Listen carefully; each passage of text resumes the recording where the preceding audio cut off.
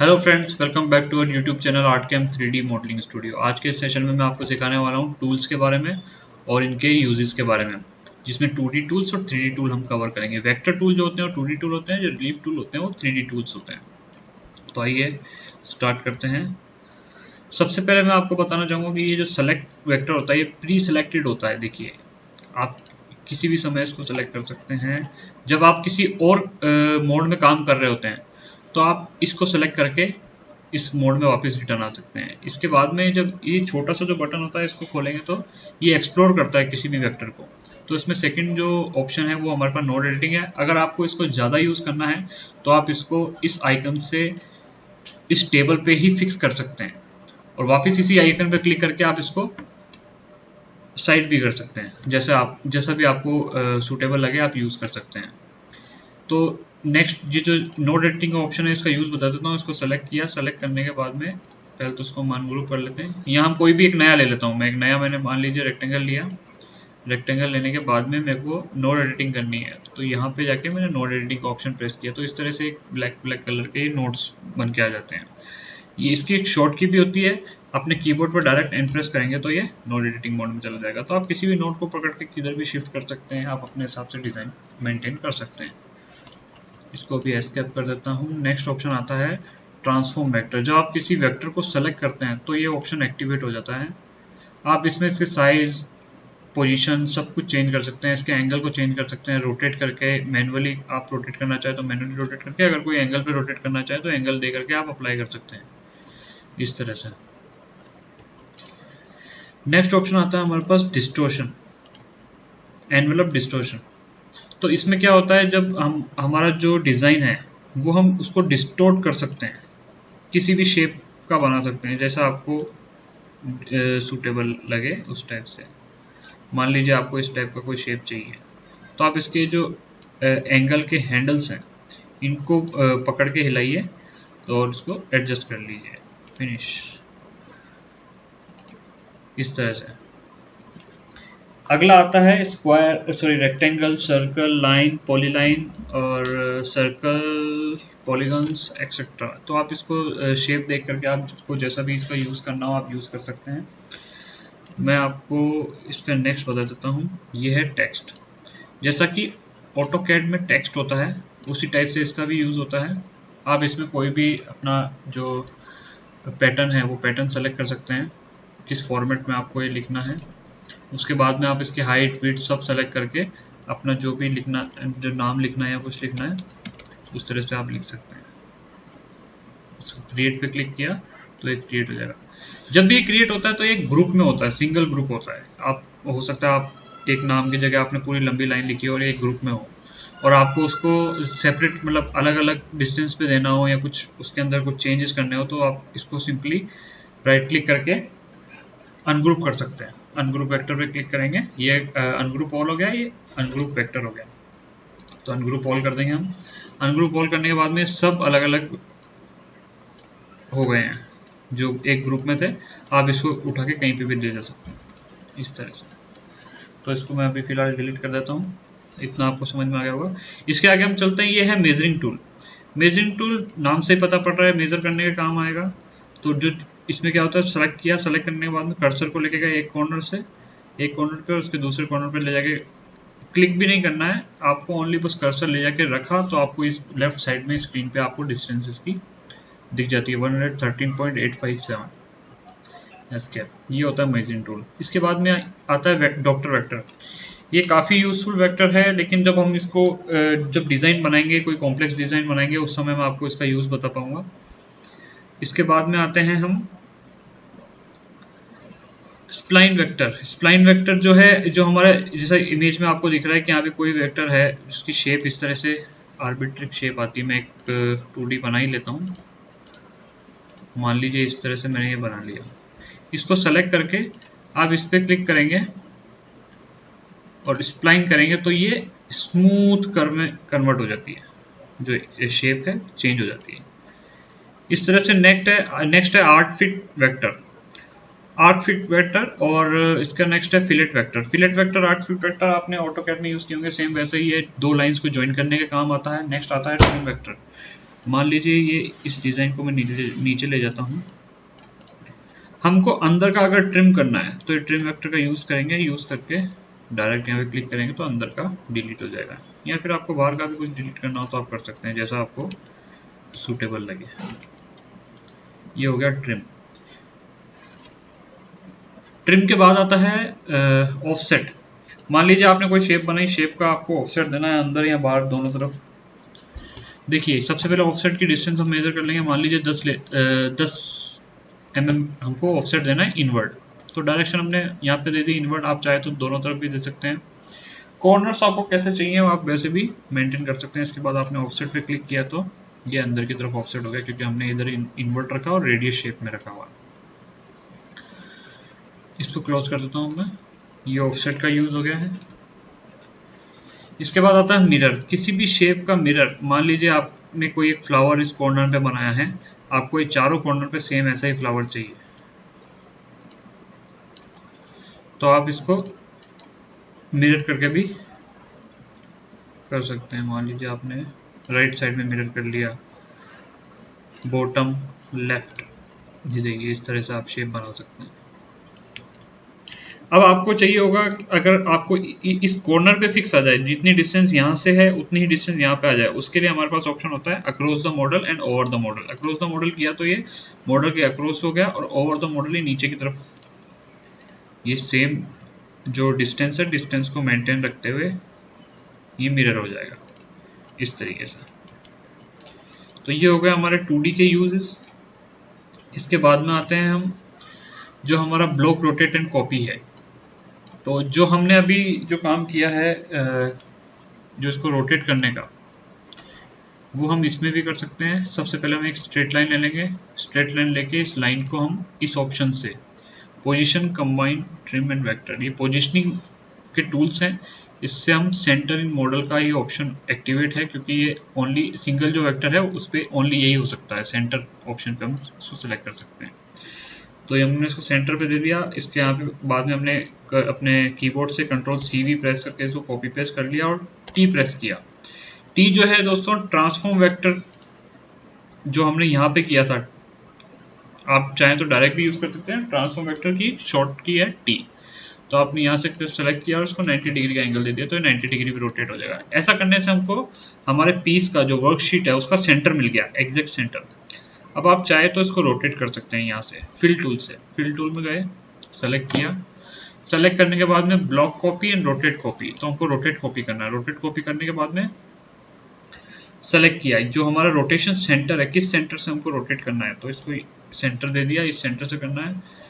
Angle हमने या तो इंक्रीमेंट एंगल में भी दे सकते हैं, जैसे आपको 30 डिग्री के इंक्रीमेंट पे एक एक इमेज या 4 पीस बनाने हैं ऐसा कुछ, या फिर 360 टोटल 360 पे आप 4 पीस बनाने हैं। तो हम यहाँ पे अप्लाई करेंगे तो टोटल 360 में ये रोटेट होंगे, ये मिरर नहीं होंगे। जैसा आपने पहले मिरर किया था, मिरर अलग चीज है दोस्तों, मिरर अलग है और रोटेट अलग है। तो आप देखिए, मैं आपको मिरर करके भी बता देता हूँ एक बार।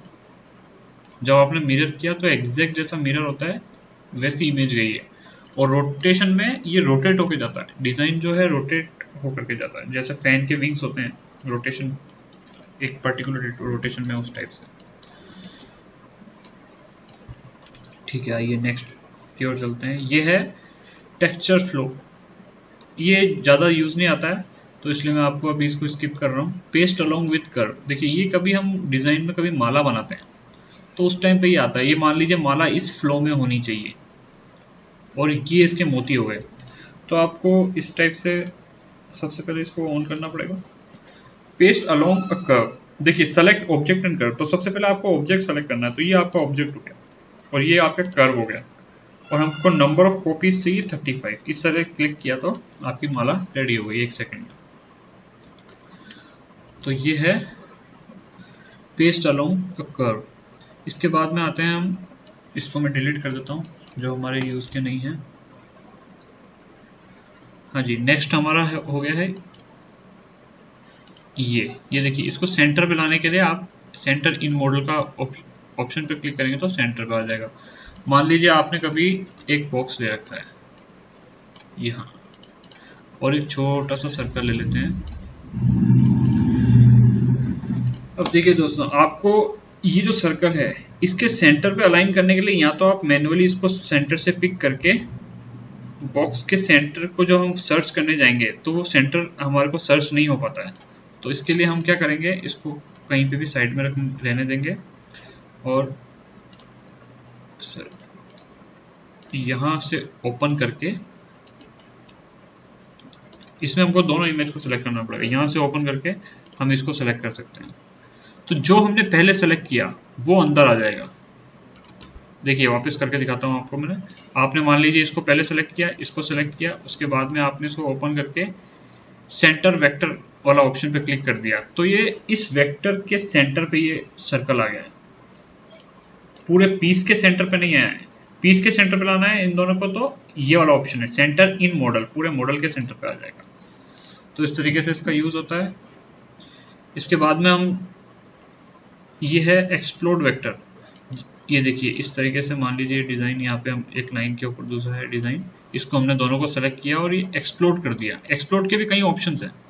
तो हमने जब इस पर क्लिक कर दिया तो इसने जहाँ जहाँ पे एक ऑब्जेक्ट दूसरे ऑब्जेक्ट को टच कर रहा है वहाँ से इसने इसको एक्सप्लोड कर दिया है। Control Z. अभी हम इसको वापस ग्रुप में लेके चले गए।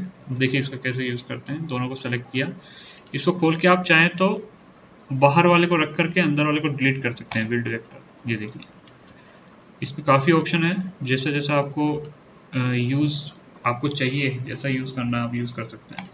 ये देखिए इसने अंदर वाले को रख लिया इसमें ऑप्शन में और बाहर वाले को डिलीट कर दिया इस तरीके से। इसके बाद में ये है close vector with a curve. इसको डिलीट कर देता हूँ मैं, इसको सिखाने के लिए ये लेके आ जाता हूँ।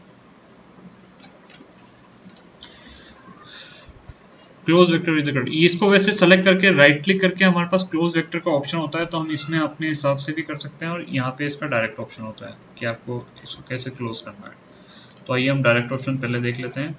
इसको सेलेक्ट किया, अगर आपको इसको स्ट्रेट लाइन से क्लोज करना है तो इस तरह से आप स्ट्रेट लाइन से क्लोज कर सकते हैं। कंट्रोल जेड किया, इसको सिलेक्ट किया, इसको भी क्लोज कर देता हूँ मैं स्ट्रेट लाइन से, इस तरह से इसका यूज़ है। अब ये है वेक्टर क्लिपिंग, नेक्स्ट वाला, ये भी मैं आपको सिखा देता हूँ। देखिए कई बार आपको इस तरह से क्रॉसेस बनाने होते हैं एक बॉक्स के अंदर, तो बॉक्स के अंदर ना बना करके हम इजी मेथड ये होता है कि हम एक लंबी लाइन ले लें, लंबी लाइन को एक कॉर्नर पर रख के इसको ऑफसेट दे करके बनाया जाए। 10, 20 जितना भी आपको ऑफसेट जितना भी आपको ऑफसेट देना हो आप दे सकते हैं इस तरह से।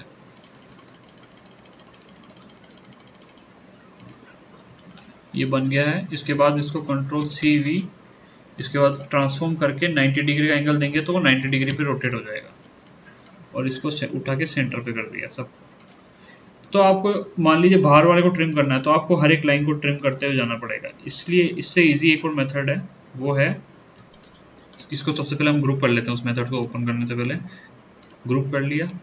ग्रुप करने के बाद में ये है वो जो ऑप्शन है, टूल है वेक्टर क्लिपिंग। इसमें हम क्या करेंगे, वेक्टर क्लिपिंग को सिलेक्ट करेंगे, इसमें इनसाइड को क्लिप करना है और ट्रिम कर देना है। मतलब तो हमने ये सबसे पहले हमारा जो वेक्टर है उसको सिलेक्ट किया और हमारे ऑब्जेक्ट को सिलेक्ट करके क्लिप कर दिया, तो बाहर का सब कुछ जीरो हो जाएगा सिर्फ एक ऑप्शन से। आपको ट्रिम करने की हर एक लाइन को जरूरत नहीं है। तो ये फास्ट वे है वर्क करने का, इस तरह से। ये सब मैं डिलीट कर देता हूँ।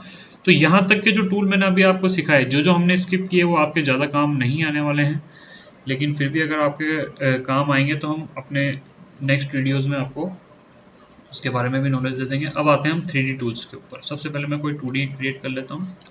मान लीजिए मैंने रेक्टेंगल ले लिया है, कॉपी पेस्ट कर रहा हूँ मैं यहाँ पे इस तरह से। तो सबसे पहला जो हमारे पास टूल का ऑप्शन आता है 3D बनाने के लिए वो है शेप एडिटर। शेप एडिटर को सेलेक्ट करेंगे। सेलेक्ट करने के बाद आप इसको राउंड शेप दे सकते हैं। देखिए मैं आपको वर्किंग टाइम में आपको सब कुछ बताता चलता हूँ। इसको मेरे को फिक्स करने का ज़रूरत नहीं है, ताकि आपको ओनली जस्ट एक फॉर एग्जांपल देखना है कि आप कैसा बन रहा है डिज़ाइन। ये देखिए, आप इसके एंगल को कम कर सकते हैं इस तरह से, ज़्यादा भी कर सकते हैं। अच्छा, ये हाइट कुछ भी आ सकती है, तो आपको इसको कई बार हाइट को मेंटेन करके चलना पड़ता है। जैसे 10 mm है या 15 mm में आपको डिज़ाइन बनाना है, तो आप यहाँ पे लिमिट हाइट के ऑप्शन को क्लिक करके यहाँ पे हाइट डाल देंगे 15 mm। तो आपकी जो डिज़ाइन है 15 से कम ही रहेगा, जैसे ही ज़्यादा जाएगा तो ऊपर से प्लेन करना शुरू कर देगा। ये देखिए इस तरह से ऊपर से इसने 15 तक लेके चला गया। देखिए जब मेरा कर्सर इस जो डिज़ाइन है, जो रिलीफ है उसके ऊपर है, तो लेफ्ट कॉर्नर पे यहाँ पे जहाँ Z लिखा हुआ है, जहाँ मैं कर्सर से इसको मेंशन कर रहा हूँ, तो देखिए जब यहाँ लेके गए तो 15 mm वहाँ पे शो कर रहा है। इसका मतलब है यहाँ पे हाइट 15 है। यहाँ लेके आएंगे तो कुछ कम हो जाएगी, 9, 8, 7 इस तरह से। नीचे जाएंगे तो 0 रहेगी। तो इस तरह से इसको बनाते हैं। इसके बाद में आते हैं स्केल हाइट। मान लीजिए आपको एक हाइट जो आपने फिक्स कर रखी है 15 mm, तो आपका यहाँ से 77 mm एंगल उठना शुरू हो और यहाँ पे 55 आ जाए, फिक्स 55 आ जाए, तो इसमें एंगल का कुछ रोल रहता नहीं है वैसे ज़्यादातर। ये देखिए इस तरह से। तो इसकी हाइट जो आपने स्केल हाइट टू हाइट कर दिया।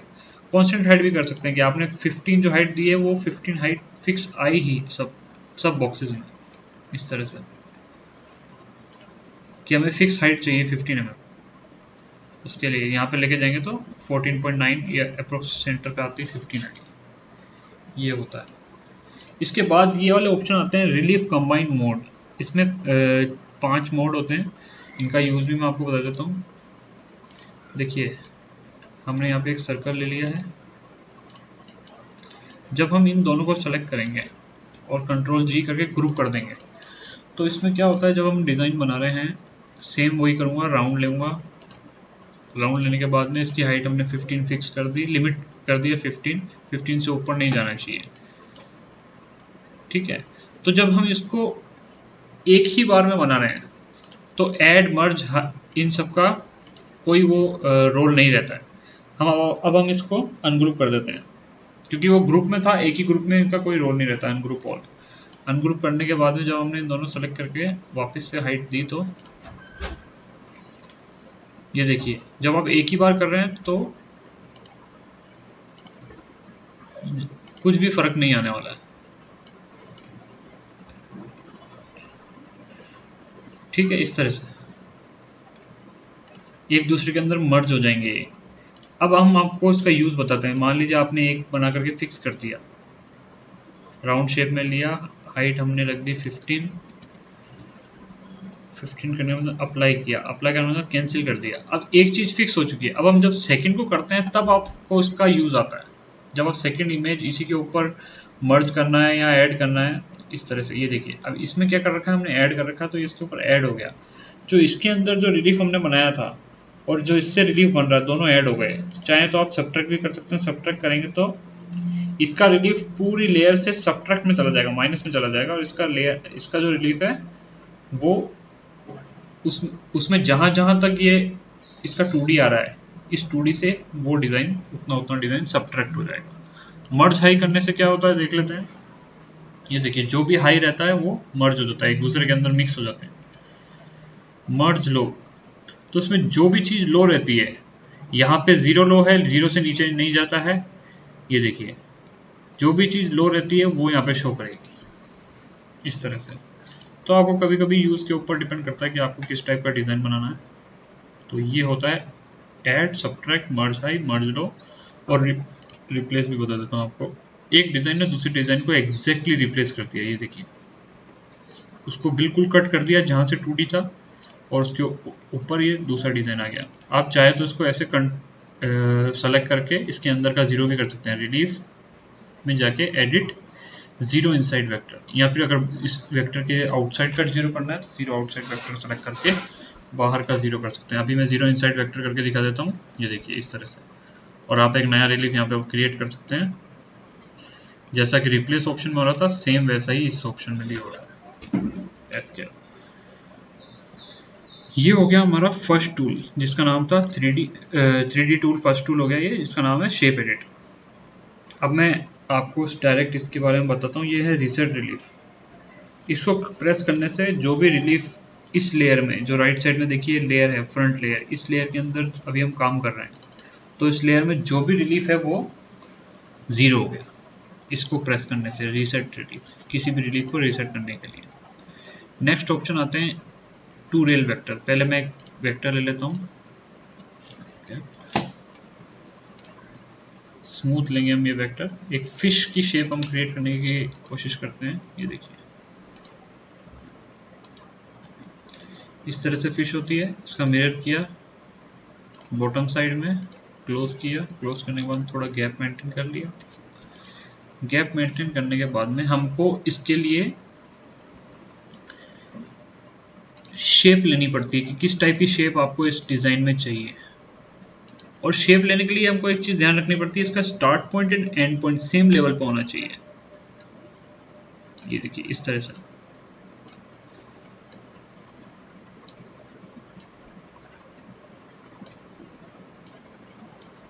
मान लीजिए स्टार्टिंग आप ऐसे करते हैं और एंडिंग आप जो है वो अलग अलग इसी स्टार्ट पॉइंट से लेता हूँ।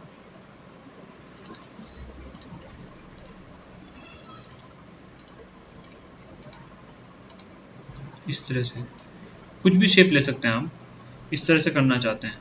तो देखिए हम सबसे पहले इसको सेलेक्ट करेंगे। सेलेक्ट करने के बाद में टू रेल वेक्टर का यूज बताने जा रहा हूँ आपको। टू रेल वेक्टर को सेलेक्ट करेंगे तो ये ऑटोमेटिक्स फर्स्ट जो ड्राइव रेल है और सेकंड ड्राइव रेल है इसको सेट कर लिया है इन्होंने। अगर हम ऐसा नहीं करना चाहते तो आप डायरेक्ट इसको ओपन करके भी इसमें फर्स्ट ड्राइव रेल सेट कर सकते हैं, सेकंड ड्राइव रेल सेट कर सकते हैं। अब देखिए दोनों की डायरेक्शन सेम रहनी चाहिए। जब भी आप डिजाइन बना रहे हैं दोनों के डायरेक्शन जो है सेम रहनी चाहिए। ये जो क्रॉस सेक्शन हमने पहले ही बना लिए थे, इस क्रॉस सेक्शन में से एक को सेलेक्ट किया, ऐड क्रॉस सेक्शन किया, तो देखिए ये इसके अंदर ऐड हो गया। ये देखिए इस तरह से। तो ये जो मान लीजिए रेल की लाइंस हो गई है तो उस लाइन के ऊपर ये डिजाइन एग्जैक्टली फिट हो गया है। अब आपको चाहिए कि एंड किसी और क्रॉस सेक्शन से करना है तो उसको सेलेक्ट करेंगे। तो ये देखिए इस तरह से स्टार्ट किसी और से होगा और एंड किसी और क्रॉस सेक्शन से हो जाएगा इस टाइप से। आप काफी डिफरेंट टाइप के डिजाइन बना सकते हैं इससे। आप वर्किंग टाइम में इसको भी अपने हिसाब से मेंटेन कर सकते हैं, इसकी शेप अगर कम ज़्यादा है जो भी आपको करनी है। अच्छा एक चीज़ ये नेक्स्ट वाले में आते हैं हाइट कंट्रोल्स। अब हम हाइट को कंट्रोल करते हैं। यहाँ पे इसकी हाइट देखिए कितनी आ रही है, राइट साइड में 19.3 समथिंग दे रहा है, 19.4। आपको चाहिए स्केल हाइट विद विड्थ। अभी तो इस पे टिक हो रखा है तो हाइट जहाँ जहाँ ज़्यादा हो गई, सॉरी जो विड्थ है जहाँ पे ज़्यादा है वहाँ पे हाइट ज़्यादा दिखाएगा, जहाँ विड्थ कम हो गई तो यहाँ पे हाइट भी कम दिखाएगा, 4-5 mm ही दिखा रहा है। देखिए इसको ऑफ किया, इसको ऑन किया, स्केल फाइनल हाइट। अब हम हाइट यहाँ पे खुद मेंटेन कर सकते हैं 15। तो ये 15 से ज़्यादा नहीं जाएगा, जहाँ पे मैक्स है वहाँ पे 15 रहेगा इस तरह से। ये देखिए। अच्छा आपको कई बार चाहिए होता है कि इसके जो फ्रंट है वो एंड होते होते 0 हो जाए और ऐसे ही एंड में भी हो जाए, तो इसके लिए आपको Z क्रॉस सेक्शन भी लेना होता है। अभी तो हमने X और Y क्रॉस सेक्शन ही लिए थे, आपको Z भी लेना होता है। मैं आपको लेके दिखा देता हूँ। हमको ये वापस से बंद करके जाना पड़ेगा। देखिए मान लीजिए आपको यहाँ पे स्मूथ चाहिए, स्मूथली उठे डिजाइन ऐसे स्ट्रेट जाने के बाद में एंड में आपको डिजाइन स्ट्रेट चाहिए। इसको यहाँ रखेंगे,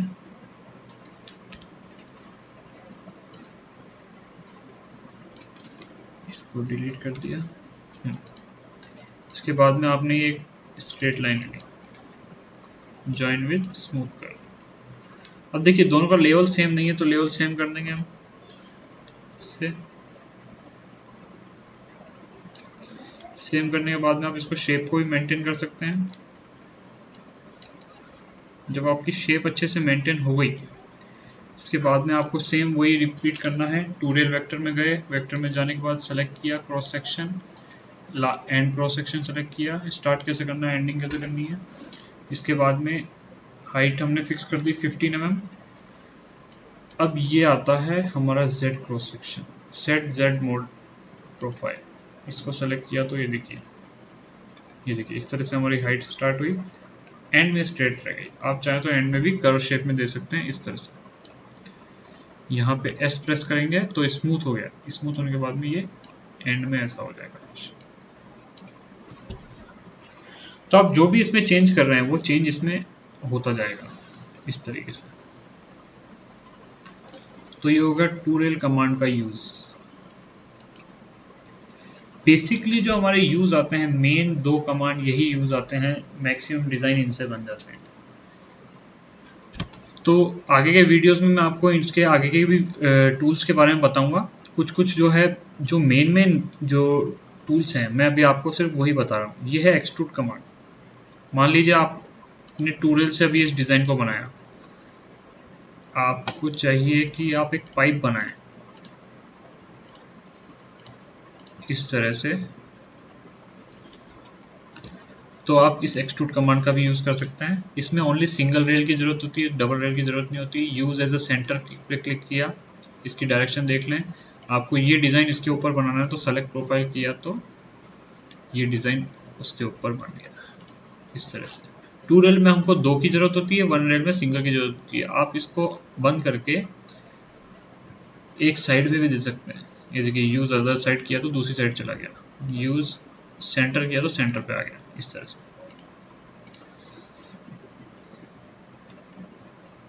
इसको एस्केप कर देंगे। इसके बाद आता है 3D ब्लेंड। देखिए, जब हमने इसको इस डिज़ाइन को बनाया था, शेप एडिटर से आपने इसको ट्रायंगल शेप दे देंगे हम यहाँ पे, और हाइट हम मेंटेन कर लेते हैं 15। अब 15 के बाद देखेंगे तो 15 के बाद बिल्कुल प्लेन हो जाएगा। अगर 15 हाइट आ जाती है, अचीव हो जाती है, तो ये प्लेन हो जाता है। तो आपको कई बार कांस्टेंट हाइट रखनी पड़ सकती है कि हमको 15 ही चाहिए एग्जैक्ट, तो आप कांस्टेंट पे क्लिक करके 15 दे देंगे। देखिए, इसमें ये प्रॉब्लम आ रही है छोटी सी, जब हमारा अगर ये परफेक्ट स्क्वायर नहीं है। देखिए, परफेक्ट स्क्वायर भी ले लेते हैं, 70 बाय 70 लिख देता हूँ यहाँ पे, अप्लाई कैंसिल। देखिए, जब आप नॉर्मल शेप एडिटर से काम कर रहे हैं तो आपको परफेक्ट स्क्वायर में एक कॉर्नर मिल जाता है ऊपर। लेकिन जब आप काम कर रहे हैं एक रेक्टेंगल शेप में, इसको बंद कर देता हूं मैं पहले,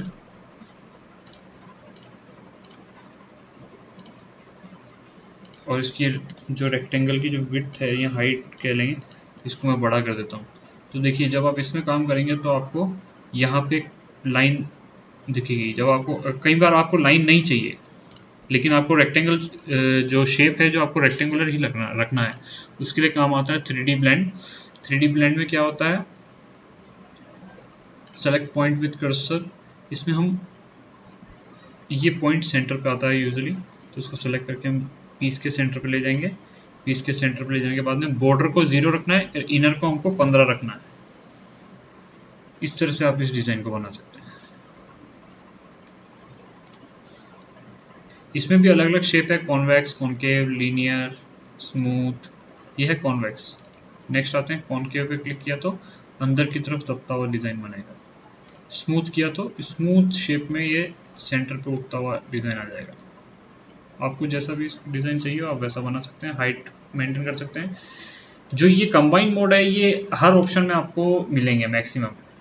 तो आप इसका जो यूज़ है वो नॉर्मल जो हमने फर्स्ट ऑप्शन में बताया था आपको, ऐड, सब्ट्रैक्ट, मर्ज हाई, मर्ज लो, तो वो सेम रहेगा, उसमें कुछ चेंज नहीं है। तो ये हमारा हो गया 3D ब्लेंड। 3D ब्लेंड के बाद में आता है कॉन्टोर ब्लेंड। ये हमारे काम आता है जब हम,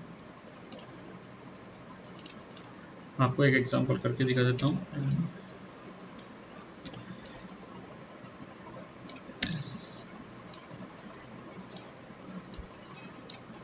जब आप इस तरह के डिज़ाइन में कोई मॉडलिंग बना रहे हो, मैंने इसके लिए पहले ही वीडियो बना चुका हूँ एक, तो आप चाहें तो उस वीडियो को भी देख सकते हैं। मान लीजिए आपको एक शेप बनानी है इस तरह से, जैसे आपने दरवाजों में शेप देखी होगी इस टाइप की। इसको जॉइन विद स्मूथ कर देता हूँ ताकि एक ही ग्रुप में हो जाए। एंड इसकी शेप को भी हम थोड़ा सा मेंटेन कर लेते हैं, जस्ट फॉर एग्जांपल इसको छोटा कर लेते हैं। ठीक है, तो ये जो हमारा ऑप्शन है कॉन्टूर ब्लेंडिंग, ये उसके लिए काम आता है जब हमको बिडिंग बनानी हो। तो हमको सबसे पहले इसको सेलेक्ट करना होगा, सेलेक्ट करके यहाँ पे लीनियर कुछ जो प्री सेट प्रोफाइल्स होती हैं, कुछ साइड प्रोफाइल, राउंड प्रोफाइल, लेकिन हमको हमारे हिसाब से सेट करनी है। तो सेलेक्ट प्रोफाइल सेलेक्ट वेक्टर किया, तो जो वेक्टर हमको सेलेक्ट करना है उसको सेलेक्ट करके इसके अंदर डाल दिया। इसकी हाइट हमने फिक्स कर दी और विड्थ फिक्स कर दी। ये दोनों आप खुद फिक्स कर सकते हैं। हाइट मान लीजिए हम ले लेते हैं 8 mm और विड्थ कर देते हैं 15 mm। और इसके बाद में जब आप इसको सेलेक्ट करेंगे, इस लाइन को जिस पे आपको डिज़ाइन बनाना है, तो वो डिज़ाइन उसके ऊपर एज इट इज़ आ जाएगा। ये देखिए इस तरह से। वैसे जब आप नॉर्मली वर्क करते हैं तो ये कॉर्नर अच्छे से मैच नहीं हो पाते हैं, लेकिन ये कॉन्टूर ब्लेंडिंग है, इसके थ्रू ये एग्जैक्टली मैच हो जाता है। इसको क्लोज कर देता हूँ। ये है इसका यूज़। इसके बाद में आते हैं, मैं एक शेप आपके लिए बना ही लेता हूँ, ये वाली। नेक्स्ट ऑप्शन को बताने के लिए मेरे को आपको एक शेप बनानी पड़ेगी, ताकि मैं आपको उसको अच्छे से समझा पाऊँ। इसकी हाइट फिक्स कर दी इस तरह से। अब देखिए कई बार हमको इसको स्मूथ करना होता है।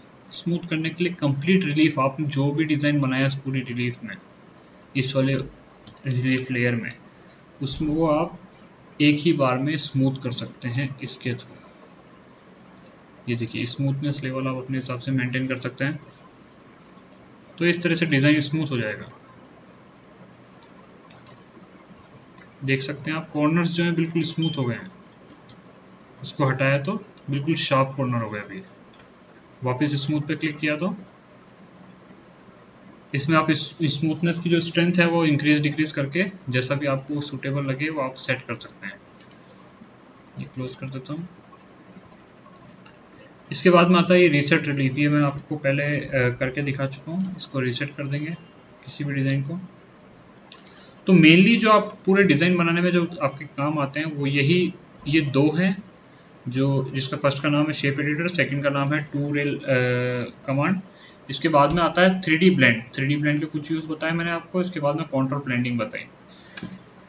जब आप इन सब में परफेक्ट हो जाते हैं, इन सब के मास्टर हो जाते हैं, तो आपको और एडवांस के लिए इंक्रीमेंट के लिए आपको ये सब चीज़ों का जानना ज़रूरी होता है। बाकी बेसिक जो है हमारा इससे कंप्लीट हो जाता है। मैक्सिमम डिज़ाइन हमारे इन्हीं ऑप्शन से बन जाते हैं। तो आज के सेशन में दोस्तों बस इतना ही। Please do like, share and subscribe to our channel. Thank you very much. Bye bye, take care.